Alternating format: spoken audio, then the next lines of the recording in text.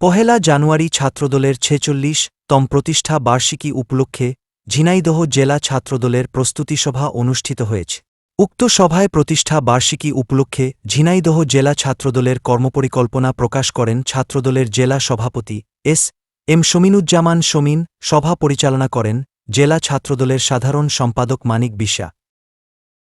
মাঠে একটি রক্তদান ক্যাম্পেইন হবে, সবাই ইনশাআল্লাহ আমরা রক্তদান করব। দুপুর 12টায় আমরা ওয়াজির মাঠ থেকে আমাদের জেলা ছাত্রদলের সাবেক নেতৃবৃন্দদের নিয়ে আমরা একটি বর্ণাঢ্য র্যালির আয়োজন করেছি।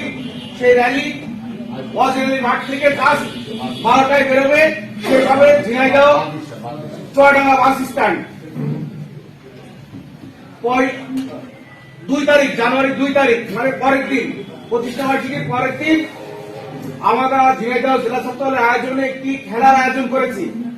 একটি টুর্নামেন্ট হবে ঝিনাইদহ স্টেডিয়ামে। সেই টুর্নামেন্টের আয়োজন করা হয়েছে। টুর্নামেন্টে অংশগ্রহণ করবে জেলা ছাত্রদলের একটি দল, কেসি কলেজের একটি দল, সিটি কলেজের একটি দল, পৌর এবং থানা এবং পলিটেকনিক, মোট 6টি দলের একটি টুর্নামেন্ট হবে। যারা চ্যাম্পিয়ন হবে তাদের জন্য বিশেষ পুরস্কার থাকবে। আমাদের 2 অভিভাবক আছে, তারা বিশেষ পুরস্কার দেবে সবাইকে। আমাদের